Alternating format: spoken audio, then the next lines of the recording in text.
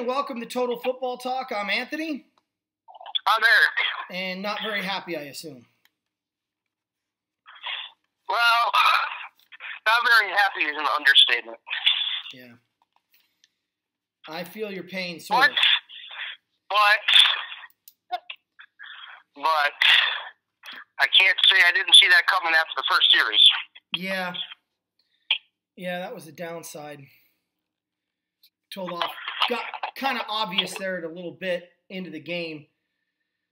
Look, we'll go over. I will tell you this. Before we get into the game, all right, I will tell you this, that if Nagy would have went for two at the end of the game, I wouldn't have blamed him. Now I know how the game turned out. Yeah. Yeah, but isn't that the But you still got to get your shot in overtime. Right. I mean, understand that. The defense. But you also have to learn how to actually catch a football. Yeah, the defense has to do better in that situation. But look, do you want to do the Bears first? Let's do the Bears first. Okay, so I'll let you take the lead on this one. Yeah, it started out as a cluster. I mean, it's the second play. Ogletree going in for a touchdown for the defense for the Giants. It just already had that tone of, oh, here we go again. Now, the good thing for the Bears is what they did. They didn't fold like other Bears teams that we're accustomed to, okay? A lot of Bears teams would have packed it in the second and third quarter and say, let's get the heck out of here. This Bears team has fight. If this was coached under John Fox, that Bears team would have left for Chicago at halftime. Okay? Even though they were up 14-10, they already knew that the momentum was swinging. Nagy, a couple questionable calls as well. Like, why are you calling the timeout there when the Giants could just kick the field goal? Like, know the clock situation. I know that he's a rookie head coach. I'm going to give him leeway, something he can learn from. But what you really need to learn from on a game-to-game basis is run the ball more than 3 times in the second half. Run the ball. They were doing well in the first half. Jordan Howard looked revitalized, like he wanted to get the ball more.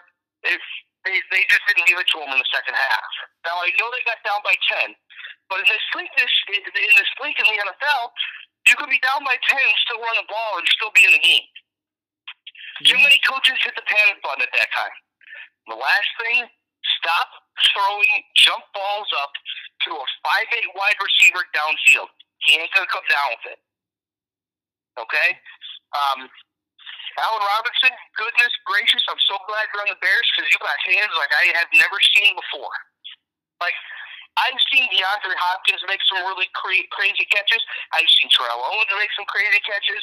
Any named wide receiver out there, they've made crazy catches. But Allen Robinson, my goodness, it's rare to see what he's able to do. And I'm so glad he's on the Bears right now and showcasing what he can do. All they got to do is get the ball to him more, but you know what? There's a lot of mouths to feed, and Chase Daniel isn't the one to feed them. So when Trubisky comes back, he does spread the ball around.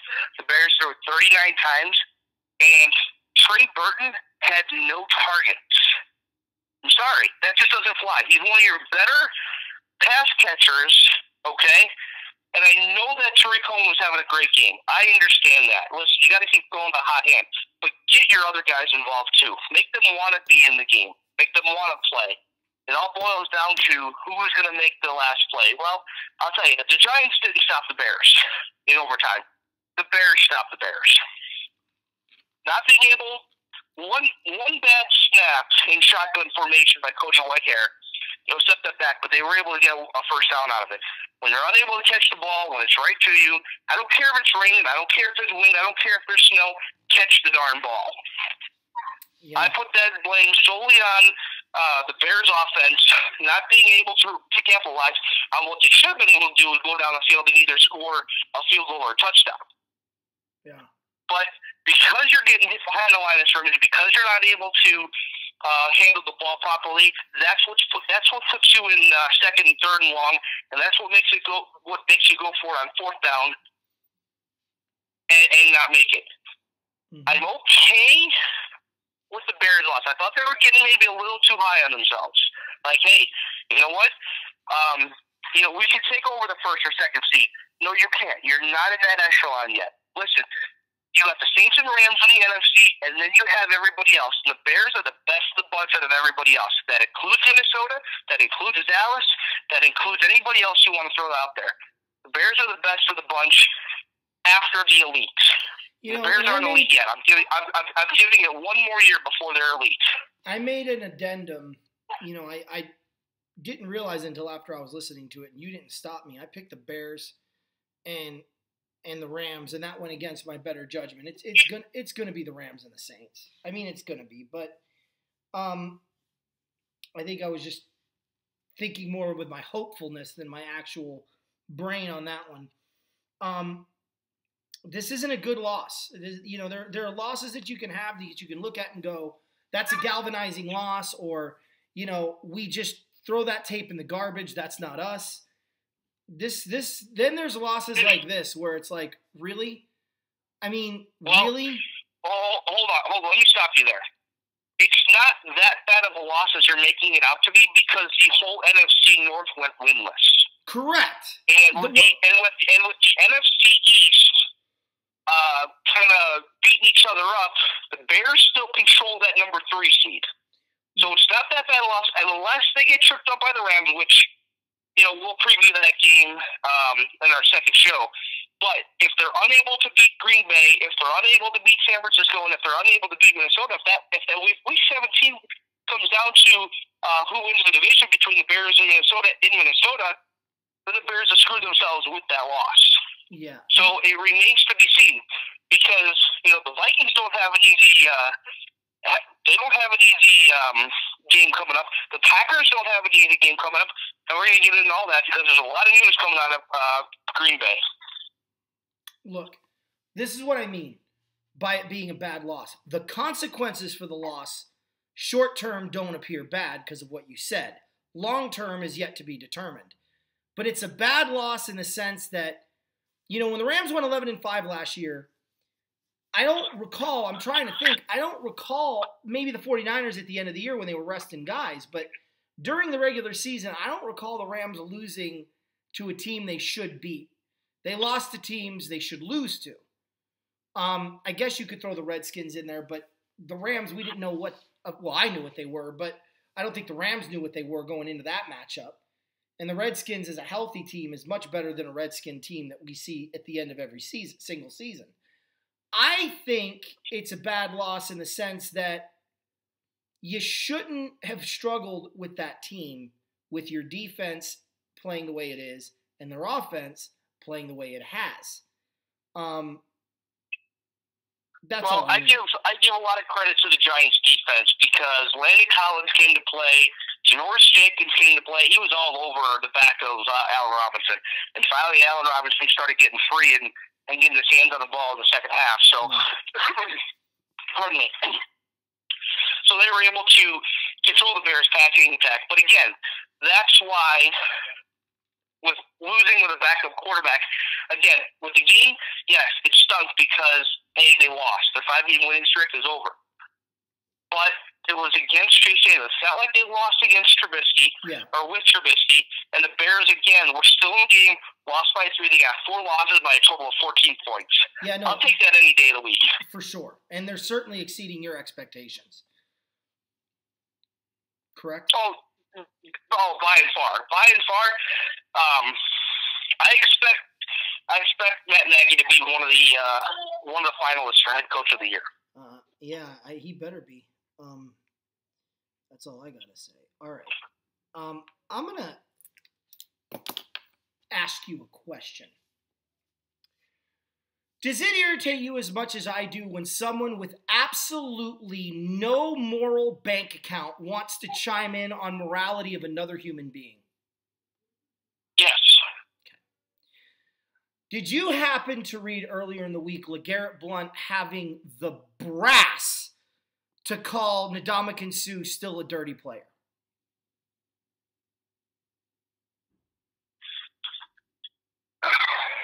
In the context of things, it wasn't probably the smartest move. I get what he was trying to do, okay?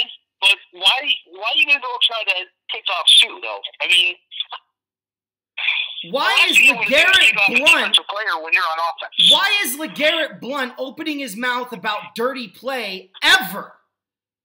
This is the same man that when you're a coach and you want to show your kids what sportsmanship doesn't look like, you put in the Boise State-Oregon game week 1 his senior year and say, this is not what you do when you lose. That man has no moral bank. If Stu heard about it and was smart about it, he would have been like,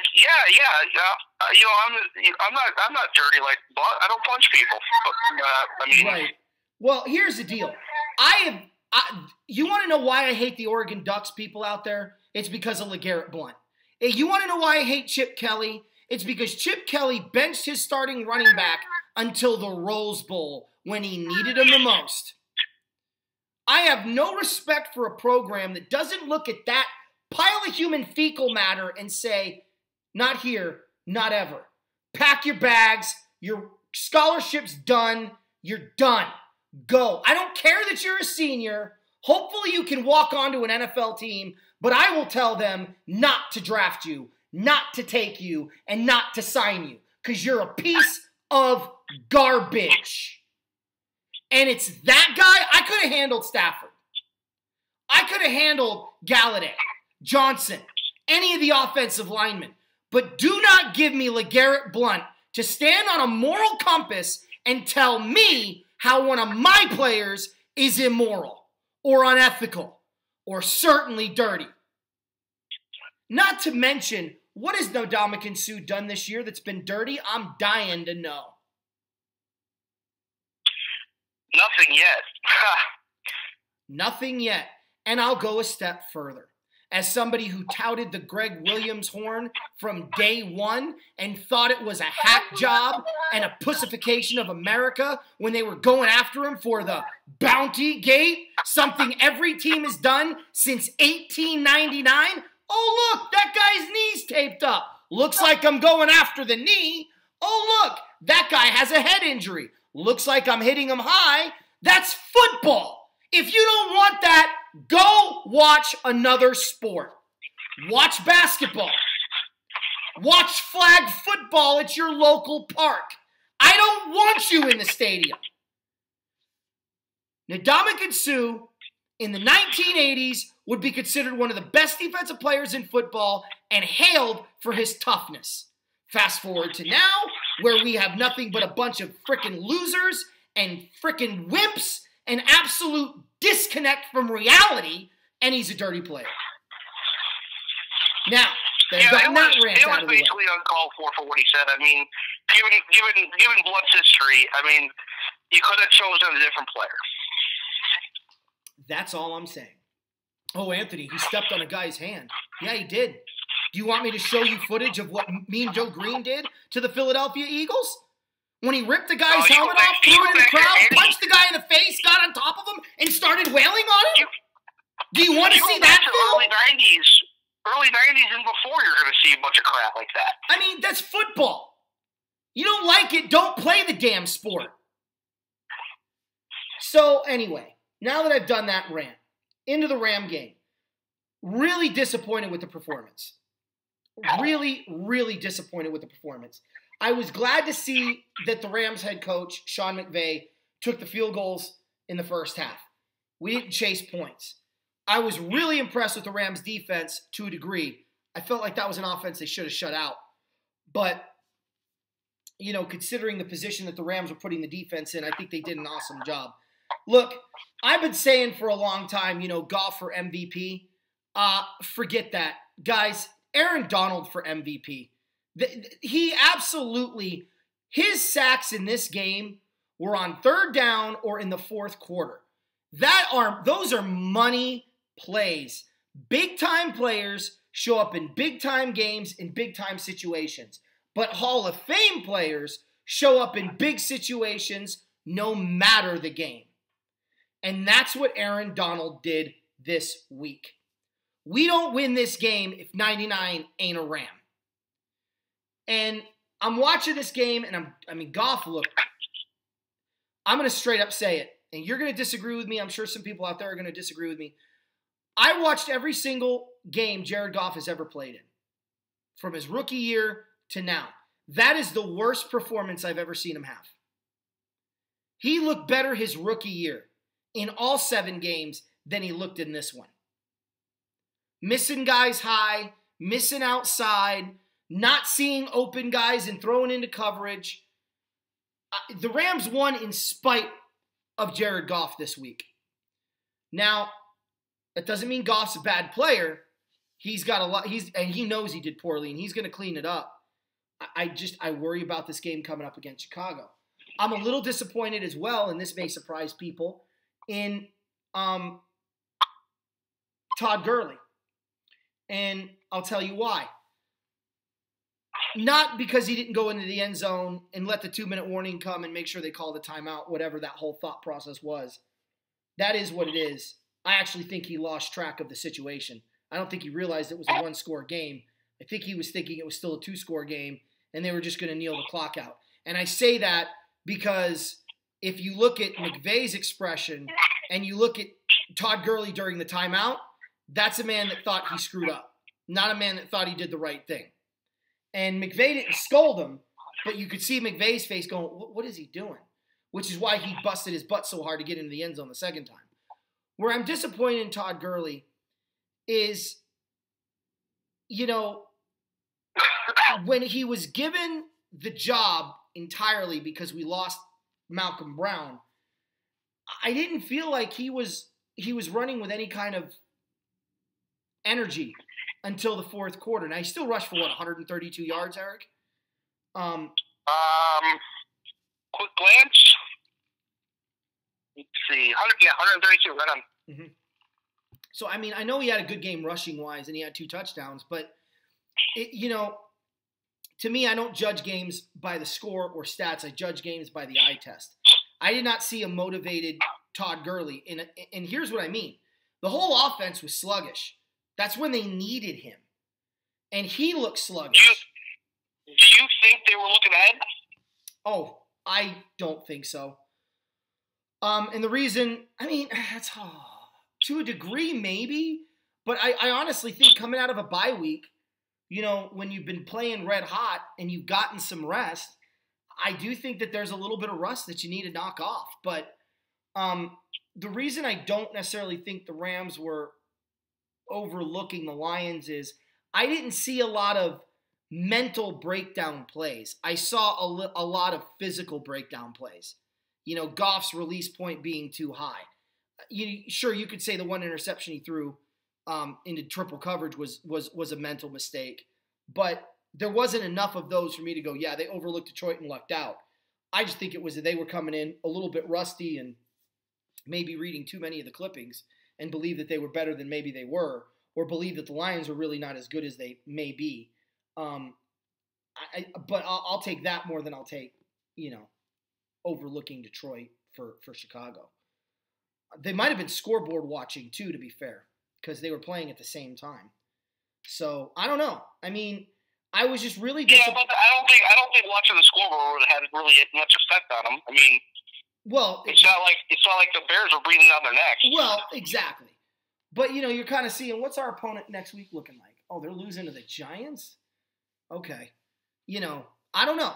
As a player, well, that would be like the Bears watching the Rams game and be like, oh man, they're getting pummeled by the Lions with Sean Mannion at quarterback. Right. Well, I don't know how much you can really put on the. You can look at the Bears' defense and try to. That's what I mean. That's what I mean, Eric. But that's what I mean. Yeah, but the offense is going to be completely different under Trubisky than it is Daniel. Well, no, I don't disagree with that either. But they're looking at the defense for sure and going, wow, they're giving up that to the Giants. We're better than the Giants. I don't know if that's happening. I'm not saying that that's what went on. I'm saying it could be one of the reasons. Also, you can give credit to Detroit. Look, this head coach, Patricia, he's really impressed against big opponents. And the Lions played their tails off. But the Rams defense just played better. But let's address the elephant in the room. The Rams with Akeem Talib in the lineup give up 22 points per game. They gave up 16 this week. Now, you could say it's the Lions, but, we'll see what happens Sunday night against Chicago.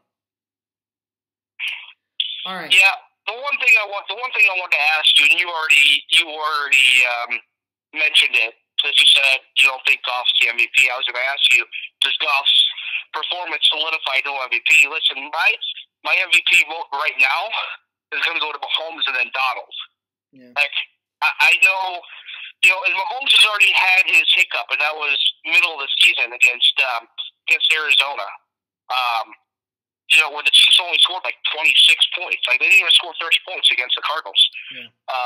But right now, I mean, how can you argue that it's, it could be either Mahomes or Donald? And Donald is ridiculous. Like, he didn't have a sack for the first 4 weeks, and he got 16 and a half. I know. That's unheard of.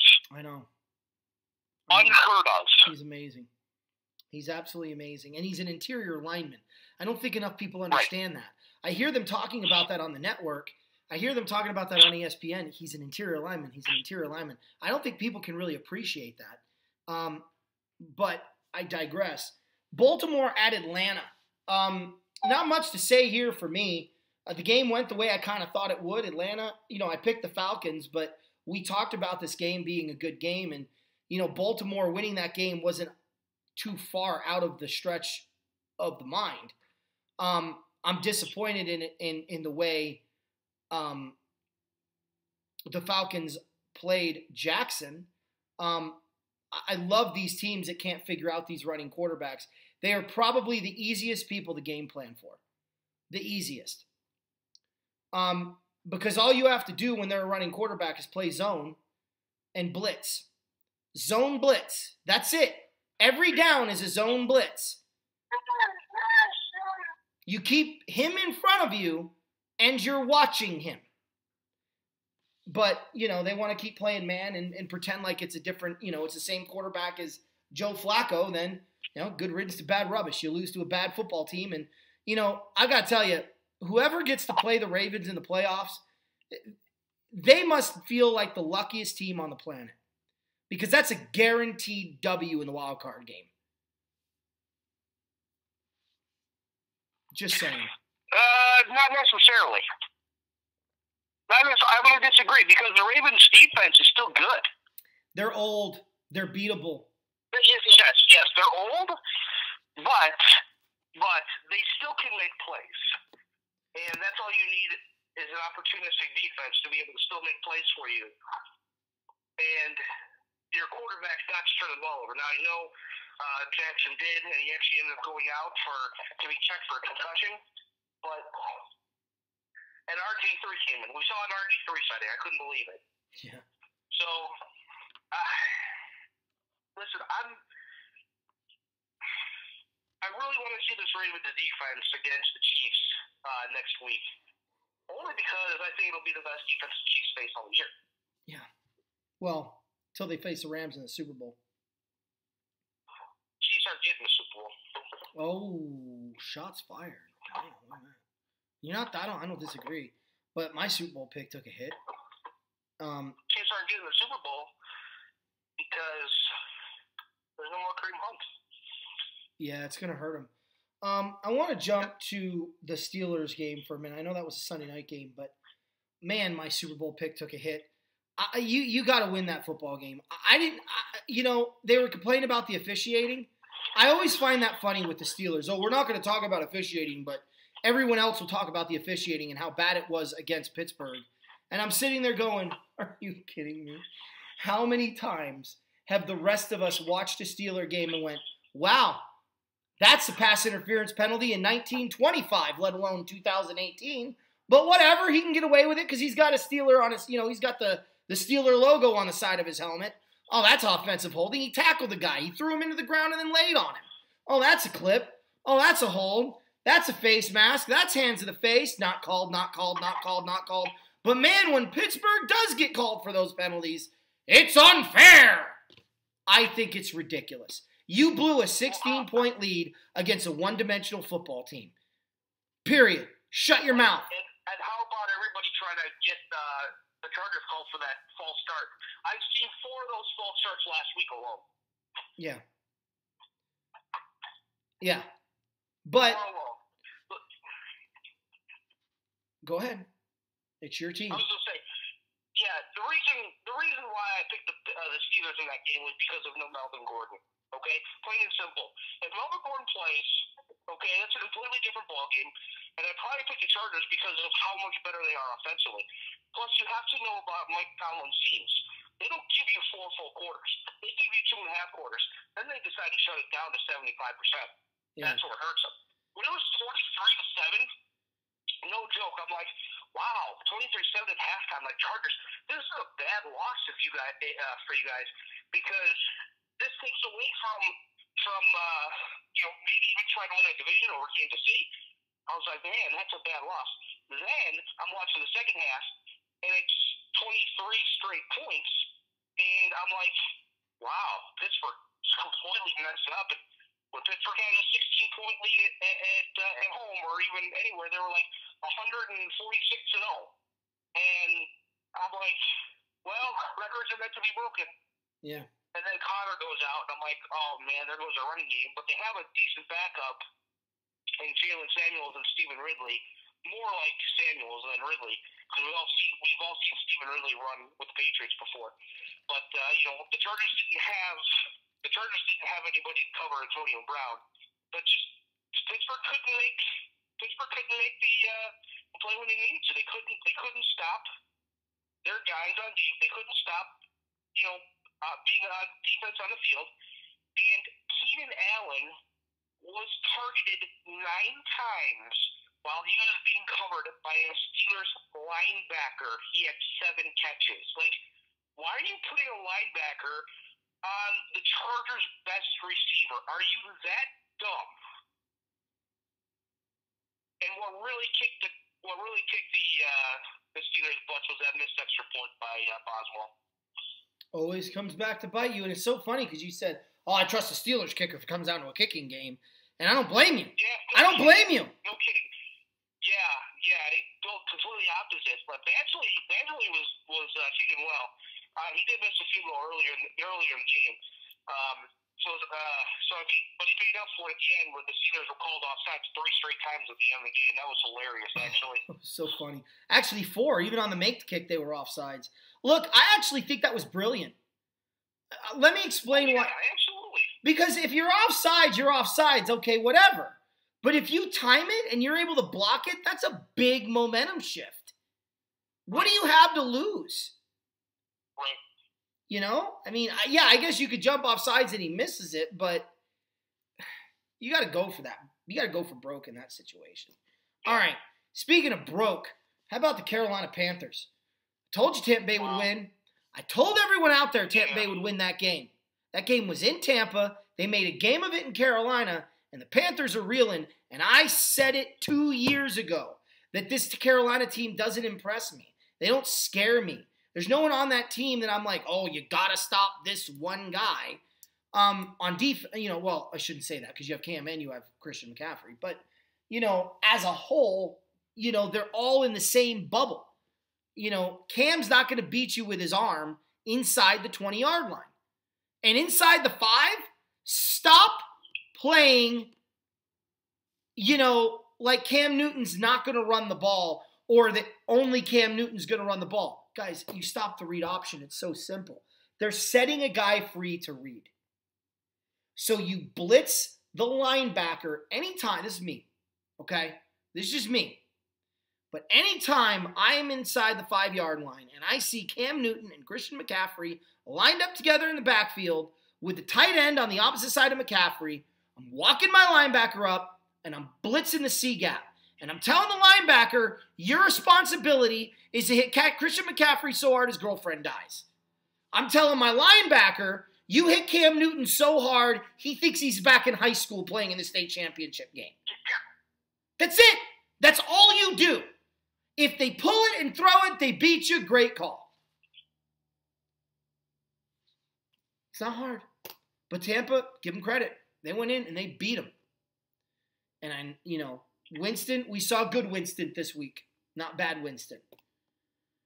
I didn't watch the game, so I can't tell you if, Scam Newton was pouting in the first quarter or not, but I just had a feeling. It was more in the second half. Cam threw 4 picks in this game. Listen, give Tampa all the credit for pulling out this win. It was good for them. Panthers went from first in the first wild card spot 3 weeks ago, to completely out of the playoffs, so it started today. Yeah. They're a train wreck. And I mentioned weeks ago, I said, I brought up Ron Rivera's name as far as being on the hot seat. And, they're rumblings now. The owner has come out. The new owner has come out and said, there's not much analytics in the front office that we go off of, and I want more of that. And there might be changes this offseason. And they've already fired a couple of assistants, Brady Hope being one of them, who was I believe the defensive line coach. And the writing's on the wall. Carolina doesn't make playoffs, and unfortunately they're gonna let go of the wrong people, because the right people are in place. It's the playmakers, for one in particular, that needs to go. Yeah. You're talking about Cam. Moving on. I'm talking about Cam. Yeah, absolutely. Yeah. Buffalo at Miami. Better game than I expected, but Miami got the dub. As I expected. Dolphins, Josh Allen, they're a different team when he's in the lineup. What do you think of this rookie quarterback in Buffalo? He is starting to impress me. He was a leading passer and leading rusher in the game. He had 135 yards rushing. He's got to limit the turnovers. That'll come with time. Let him play. Let him learn from his mistakes. Let him watch a lot of game film, practice, especially the Bills.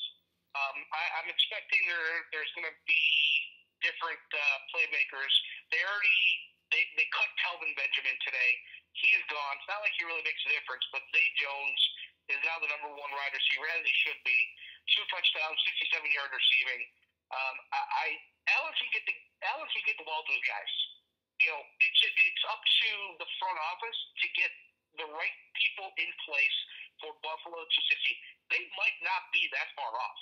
No. Like, as soon as the Patriots come down, okay, whether it be this year or after next year, Buffalo may be ripe for the picking to take over. Yeah. I'll tell you something else. You know who he reminds me of? What's that? With his running ability and his throwing ability? A young Steve Young. Yeah. He was flashy in the game. Again, he had 2 turnovers. The turnover difference was 3 for Buffalo, 1 for Miami. That's really what stuck out for the Dolphins to win the game. I mean, Miami won an ugly game, but they won it. And it wasn't ugly on their part, because Tannehill was able to get the ball to Devontae Parker and get the running game going as well. Kenyon Drake had a touchdown. But, they played good football. The Bills were playing flashy, sloppy football. Yeah. Well, I mean, I was impressed that, Tannehill just wins. And I don't think the guy gets enough credit for being a good quarterback. He's everyone thinks you have to have a Super Bowl winning quarterback to win a Super Bowl. I don't know how many more times I have to go through the litany of teams that won a Super Bowl without a Super Bowl caliber quarterback. You just need a guy that wins games and plays smart and can play the type of game that you need him to play. The Dolphins need to build pieces around him and trust that Tannehill's the answer for this generation of Dolphins. And you want to look at the future, that's fine. I don't think Tannehill's going to be there after this year. I'm starting to agree with you. I think it's going to be David Carr that's going to be there. But, Tannehill will make somebody very happy when he goes there, provided they have the right pieces. He's got to go to the right team. Maybe the Redskins. Right. Maybe the Redskins are the answer. I don't know. The other one I want, Denver at Cincinnati. The Bengals are a dumpster fire with grease. Denver's getting hot at the right time. They got the Niners this week. I mean, with the Colts losing to Jacksonville, which we'll talk about in a minute, that's the next game I want to talk about. Denver. Talk to me about Denver. Is this the wild card team that we've been missing? I would love to say yes. Would love to. Okay. Philip Lindsay's a monster. It's going to be either Philip Lindsay or Saquon Barkley running away with the Rookie of the Year award this year. Philip Lindsay is averaging 5 yards a carry. Lindsay will win the AFC Rookie of the Year, but he ain't winning NFL Rookie of the Year. That's Barkley's period. He's already got it locked up. He could not play another game and still get it. Well, if you look at the stats, if you look at their rushing stats, they're very similar. If you throw in receiving out of the backfield, that's a completely different story. Barkley wins that hands down. Yeah. However, as much as I want to say that Denver is going to get into that wild card spot, they suffered a tremendous loss today. In practice, Emmanuel Sanders tore his Achilles, out for the year. Ouch. So I don't know how defenses are going to attack Denver now. But Cortland Sutton had himself a game. Against Cincinnati, he had 85 yards receiving and a touchdown. He had a beautiful 30-yard touchdown catch and run. But there's nobody on the other side now, where that would open up holes for Lindsay. Lindsay had a 65-yard touchdown run in the game. Like, he was, running like his hair was on fire. Yeah. And people are starting to ask, Royce Freeman who? They drafted Royce Freeman in the third round. Then they signed Philip Lindsay, and it's the undrafted free agent who's taken the league by storm. I love it. It reminds me, it's funny that he's wearing number 30, because Terrell Davis was one of those guys that got drafted way late, back when they had 15 rounds or whatever the frig it was. But they drafted this kid, and he actually got noticed on special teams in a preseason game in Japan against the Niners. There's a story that Shannon Sharp says where he's sitting on the sidelines, preseason, no one cares, they're not watching the game, and they just hear this crack, and the whole stadium erupted, and a bunch of the Broncos started jumping up and down, and Shannon Sharp goes, "The hell was that?" And they're like, "Dude, that was a tackle." And it's like, one of our guys, and they're like, "Yeah." He's like, "Who hit him?" And they're like, "A running back." He's like, "A running back?" He went over to the head coach and said, "Put him in the game right now." So they gave him a shot, and he had 75 yards rushing against the 49ers from the second quarter on in a preseason game, and Terrell Davis's story was written.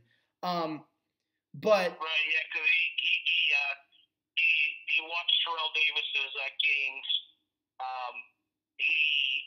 He called Terrell Davis, asked him if he could wear his number. And it's like, yeah, of course. The way you play football, absolutely. Such a great story.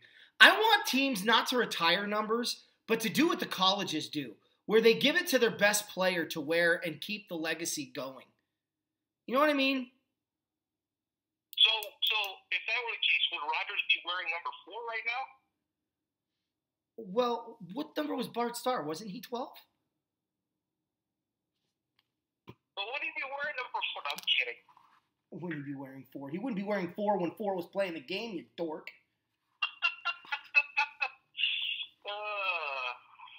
No, he should be wearing 15. Yeah, actually, I don't know if that would suit you well, because if you saw a 16 running around on the San Francisco offense, you might crap your pants. Yeah, it would. No, actually, no, Eric. Look, Joe Montana, we handled. It was that freaking punk from BYU that we couldn't stop. I hated playing against Steve Young. It's like, oh, we're playing Steve Young. We lost. I don't think we ever beat that friggin' guy. I can handle Montana. We handled Montana. The problem is we couldn't beat Steve Young. It was ridiculous. All right, Indy, Jacksonville, 6-0 game. Love the score. Love this game.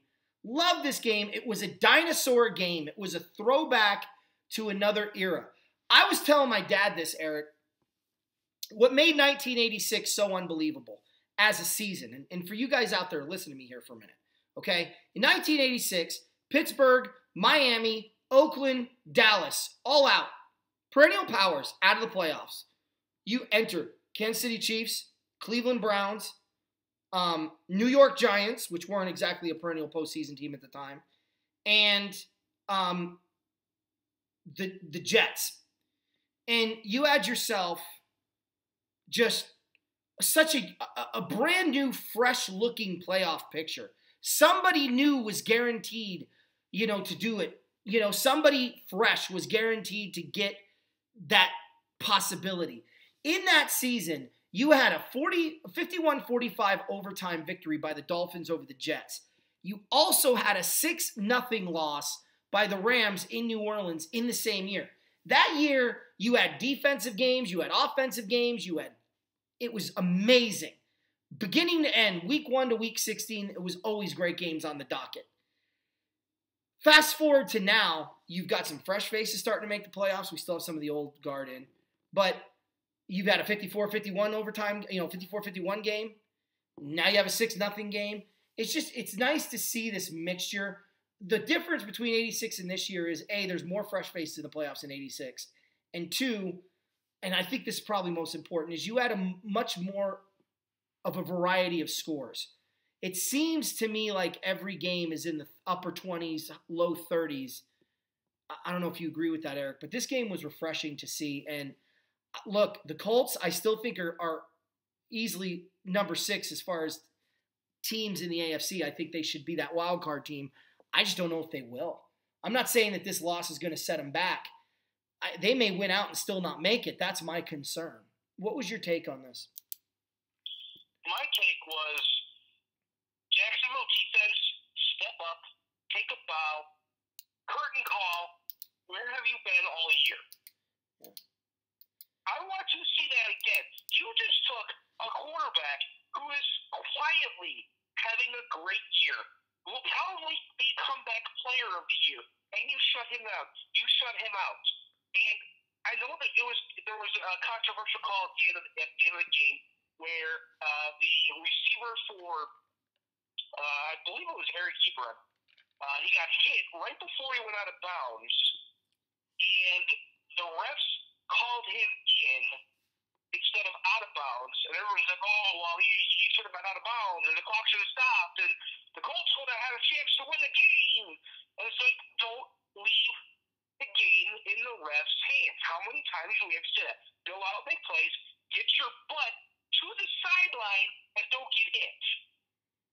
Or truck somebody and get out of bounds, one of the two. Right. Truck somebody and get out of bounds. Absolutely. I thought it was a great game. I mean, I don't think that was more. It was a tremendous game. You're like, okay, well, the Colts are in field goal range. They went for it. They missed. Okay. Oh, wow. Jacksonville got the game again? Or got the ball again? I mean, you didn't hear much about Cody Kessler because all he did was basically manage the game clock. He's like, all right, we're just going to run the ball and I'm going to hand it off. And we're going to let our defense take over. It was an old-fashioned 1970 football game. Yeah, it was great. It really was. It really was. Cleveland at Houston, not much to say here. Houston was the better team. They were the better team going in. We all picked them. I know some people were picking this as an upset. I didn't see it. I didn't know where they were getting this from. Look, I love Greg Williams as much as his next fan. I wouldn't say the next guy, but it doesn't seem like a lot of people like Greg Williams. But you're not doing this. You're not doing this in Houston against that football team with them on the roll that they're on. And they're not going to have their win streak broken by some run-of-the-mill football team that's getting better, but they're still not there. Especially at home. And Houston did exactly what they needed to do. They created turnovers. They played fast. They played hard. They almost played like this was a division game. I had to shake my head and go, wait, this isn't the Oilers and Browns. This is the Texans. They're not even in the same division. Why are they playing this way? But they really did. They treated it like a division game, and I give them credit. They didn't know the Colts were going to lose to Jacksonville, so they didn't want to. They don't want to mess with that right now. So kudos to them. Yeah, Cleveland had a little bad luck in this game. I mean, in a span of about 3 offensive plays, Baker Mayfield turned the ball over twice and had a fumble. Then a great 76-yard would-be touchdown pass to Antonio Callaway, called back on a holding. So what does Baker Mayfield do? He goes right back to Callaway. 72 yards. Oh, but he fumbles at the 1. Are you kidding me? Oh my God. Dude, secure the ball. I know you're young, okay? And you're gonna learn from that. Yeah, all right. But all I would do if if I were holding a rookie camp and all the new rookies were coming in, and I'm like, all right, everybody's gonna gather around here, I would show them a blooper reel for an hour of this is what happens when guys get careless in the end zone. This is what happens when guys celebrate too early. Okay? And I would show that to them on loop, on repeat. So you're holding a football. I'd have them hold a football. And I'd be like, if I get this football out of your hands, you're running laps. That's it. Like, secure the football, know you're in the end zone, and, you have a clear path. Do not start celebrating until you've already put both feet into the end zone and the ref raises his hands because,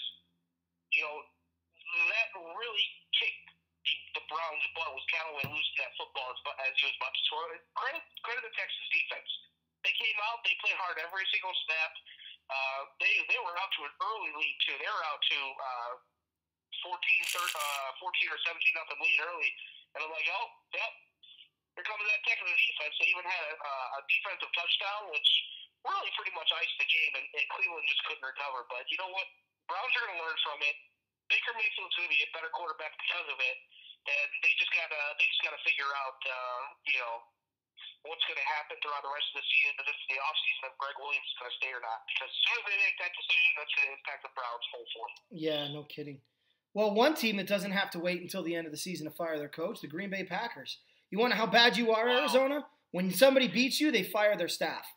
That's how bad you are. The funny thing is, Anthony, all I've heard, read almost every article, and I do because, I don't read Lions articles because they're kind of irrelevant. I'll read Vikings articles. I actually follow the Packers beat writer Rob Domofsky on Twitter, and I was reading some of the articles he's written. And every single article about Green Bay firing Mike McCarthy was, we're supposed to beat a warm weather, bad dome team here in the cold or whatever. Are you? Is that what the NFL handbook says? That you're supposed to beat? Hold on, let me find it. I'm flipping through. Page 1, no. Page 100, no. It doesn't say anything in here that you're supposed to beat a bad warm weather dome team in your home stadium in the cold in December. It doesn't say that. You know what? Arizona came in, they kicked your butt. That's what happened. Granted, it was windy, okay? But give Arizona credit, all right? Don't think that Arizona doesn't deserve to win, because any football team can win on any given Sunday. And it just so happens that they kicked your butt and they made you fire your coach.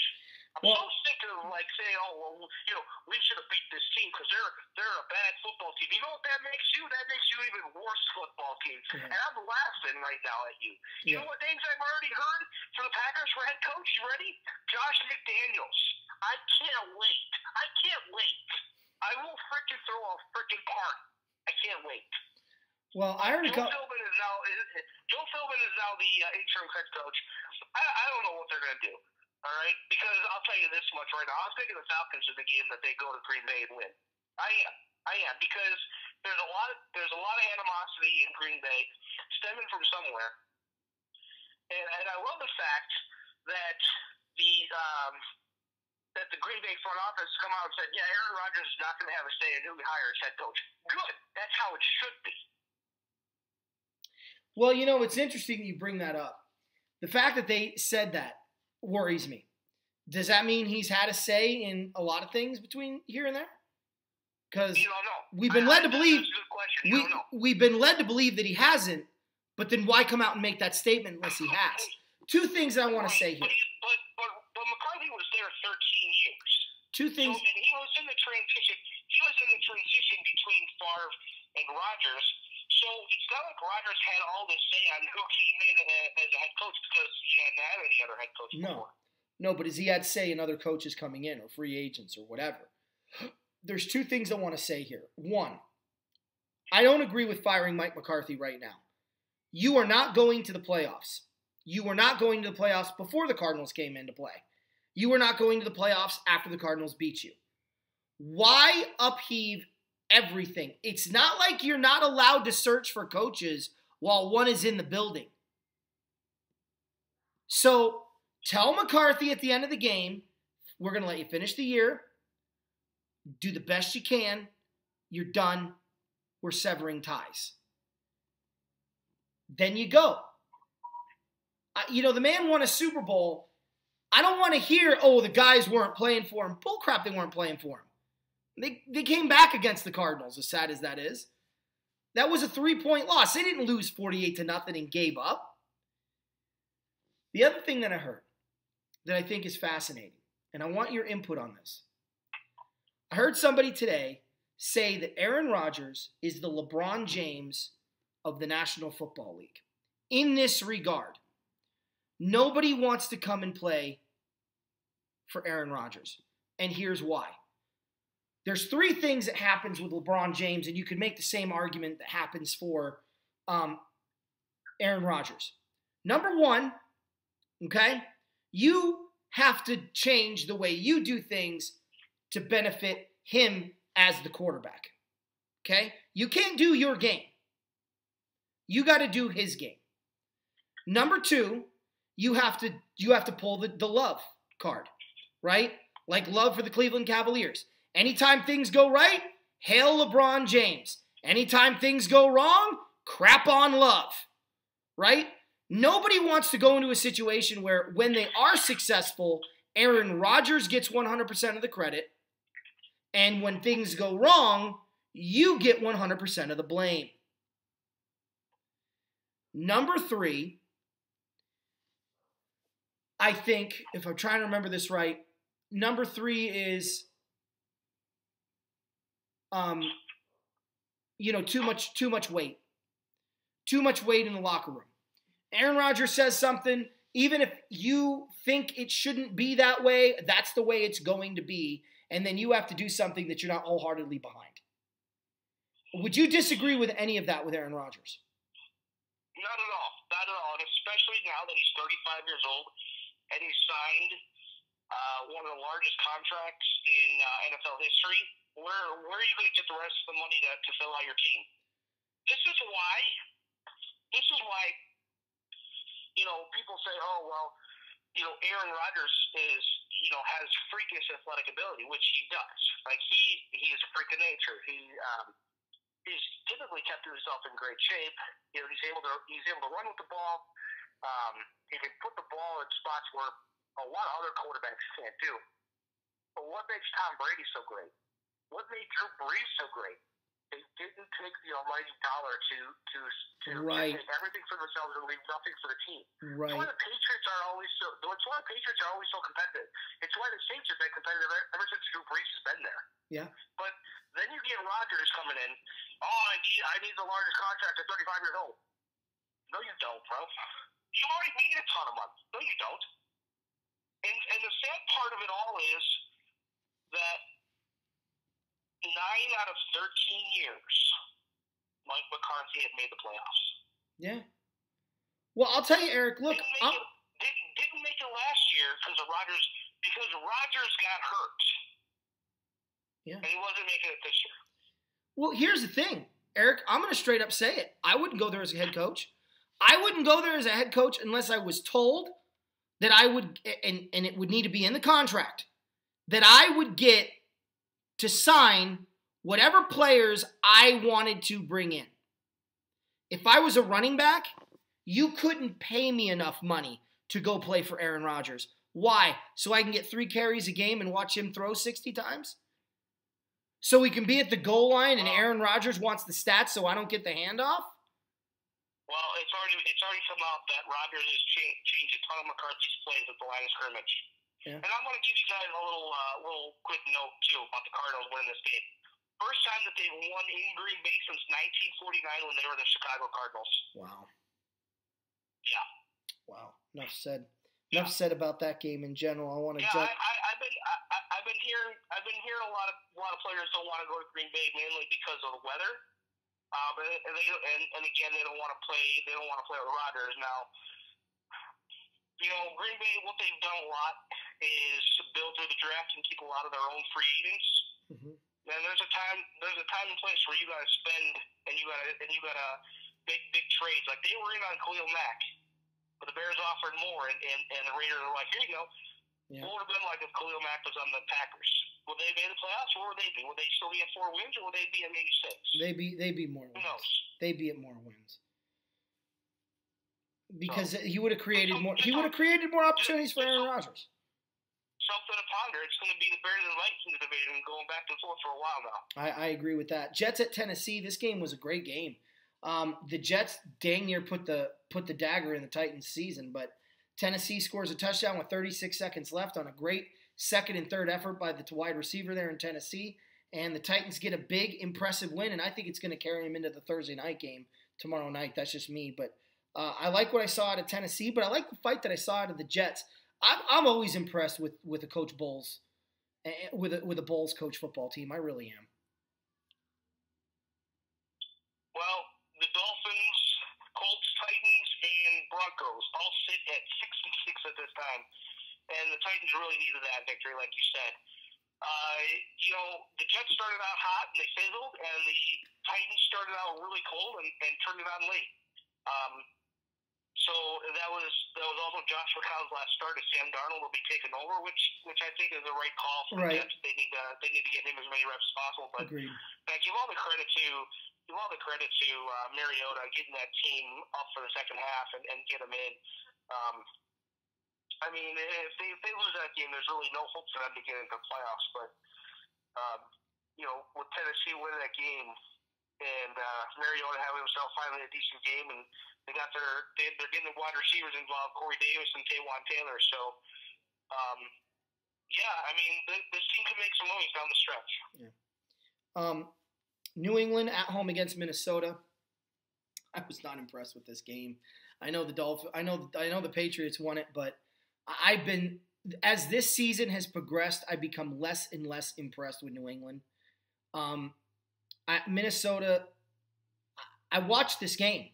The Vikings played like garbage. I didn't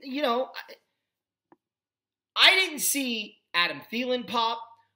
Stephon Diggs was injured.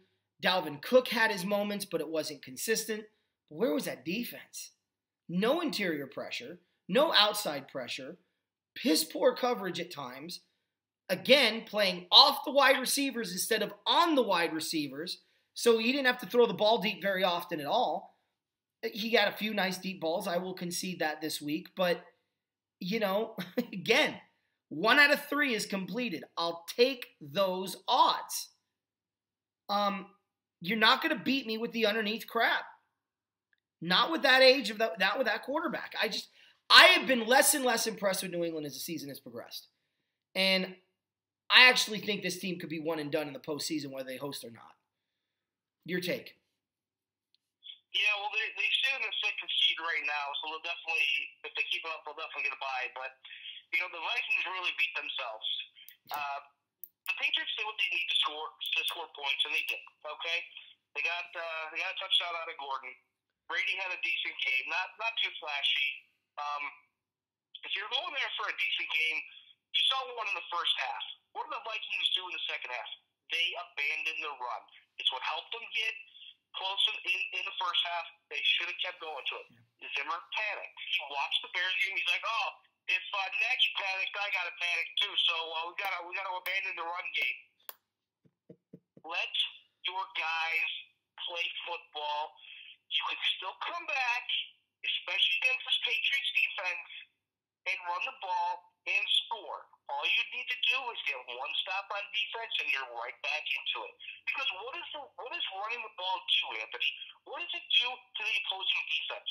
It tires them out. Yeah. What does it do to your offense? It gives you confidence. What does it do to the other team's offense? It takes them out of rhythm. What does it do to your defense? Hey, they're giving us a breather. Yeah. Let's go out and play hard for them when we get the ball, when they kick the ball off. Yeah. Because we're gonna get the ball back. We're gonna win this game. Yeah. Run the freaking ball. Honestly, it's not a new concept. It's how football started. It hasn't lost its luster. Well, Eric, the problem is no one in the NFL does it anymore. I know that's the problem. Speaking of not being, a football team, the 49ers against the Seahawks. Okay. Yeah, really, there's only one thing to say about this. Two things to say about this game, and I'm going to start here. Seattle had to have this win, and they did everything they could do to get the win, which, you're supposed to beat the bad teams. 2, congratulations, San Francisco. based on strength of schedule, you hold the number 1 pick in the draft because the Giants and the Cardinals had to go and screw things up and win. Yeah, no kidding, right? Although the Raiders tried their best to screw things up. But let's talk about that game, Eric. I called a close game. Did I not? Yeah, Kansas City's defense, man. I'm telling you, this is why they're not going to the Super Bowl. Yeah. Kansas City's defense. Yeah. 40-33. There was a comeback in this game by the Raiders. There was some good defense played by the Raiders at times. I told you, man, rivalries, this was the one game I knew Gruden would get his boys up for. Now, when they go to Kansas City, this could be a very different outcome. But I knew in Oakland, Gruden wasn't going to let this one just go by the wayside like you were claiming. But I didn't expect 40-33. The Raiders put up 33 points on a team. I agree with you, Eric. This is why the Chiefs aren't going to the Super Bowl. Go ahead. The Chiefs' offense, goodness gracious, somebody guard Travis Kelce. And the only way Travis Kelce doesn't catch balls is week 1, where he's blocking and has to block. That's not going to happen in the playoffs. No. So, he's a monster. He had 2 touchdowns. Easily could have been 3. Tyreek Hill actually didn't do too much. I love Patrick Mahomes' deep ball.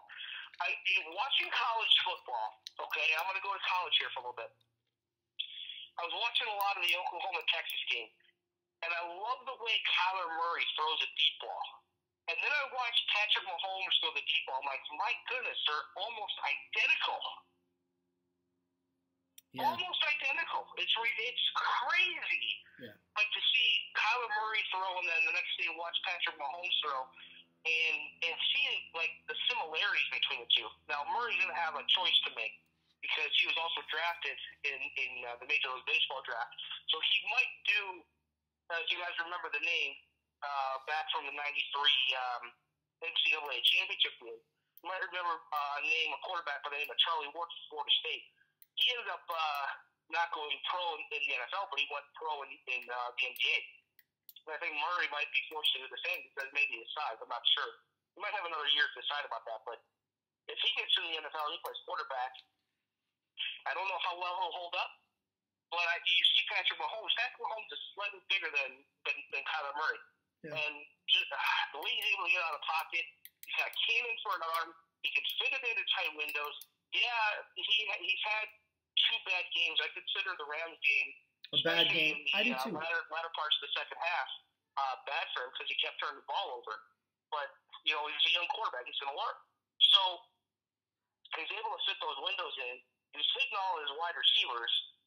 And for a while, they didn't miss Kareem Hunt. But toward the end of the game, when they needed that first down, they didn't put the ball in Spencer Ware's hands. They put the ball in Patrick Mahomes' hands. And those guys, his receivers knew exactly what the first down marker was. Hey, we're gonna pass the ball, get the first down. We'll run on first down or whatnot, keep the clock moving. But this is how we're gonna beat the Raiders. Tip your hat to the Raiders. They came out, they played a good game.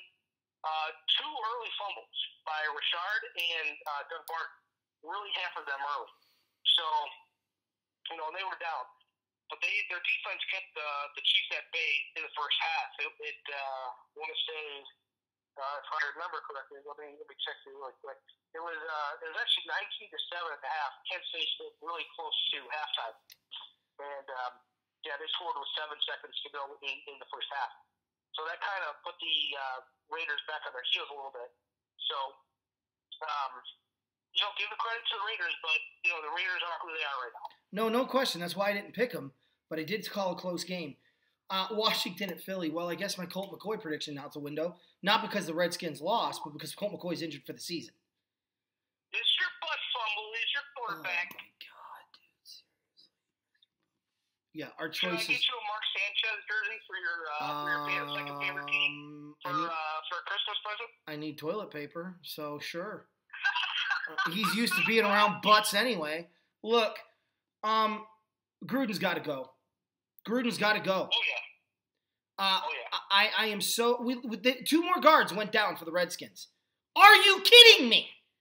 What are you doing in Washington, dude? How are these guys getting injured every single year? I mean, and the thing is, Eric, it's not even 4 or 5 guys, and they're different every year. It's the same group. I remember when the Rams had Ike Bruce, okay? And with Isaac, he had a hammy problem in 97. He had a hammy problem in 98. He had some hammy issues in 96. The Rams head coach at the time was Dick Vermeil and said, enough. Put him on a program that keeps him on the field. I can't have him off the field. So they put him on a program. Isaac Bruce didn't miss another start until 2001. He went out with an injury, he had a shoulder injury. But he didn't have hamstring problems anymore in his career. Well, with the exception of the playoffs in 99. He popped a hammy but he still played 2 postseason games with it. Dude, get this figured out. It's not hard. You have the best offensive line in football, and they're yet to play 16 games together. Not acceptable. Not acceptable. So, yeah, Philly wins because they're playing against paper mache and butt fumble. I could beat them. So, I'm just disappointed. I'm disappointed because the Redskins season, much like Jay Gruden's career, looks promising, but it turns out to be garbage. So, tip your hat to Philly. I honestly don't know who the other wildcard team is going to be. It may be Seattle. I hate to say it, but it very well may be the Seahawks. I mean, I'm going to tell you something right now, that the Seahawks actually are the first wildcard spot. Yeah, over Minnesota, I know. I don't think it'll end up that way. And Seattle plays Minnesota in Seattle in their next game. Which the Vikings are going to win. I have no doubt the Vikings are going to win that game. No, the Vikings are going to lose. No, that's what you want, Homer, but that ain't going to happen. All right, look. Let me ask you a question. Last game, Jacksonville at Tennessee. I'm picking Tennessee. I don't think Jacksonville's going to repeat that performance. They're going into Tennessee. The Titans have played great all year long at home. I like what their coach has done, and they're starting to heat up.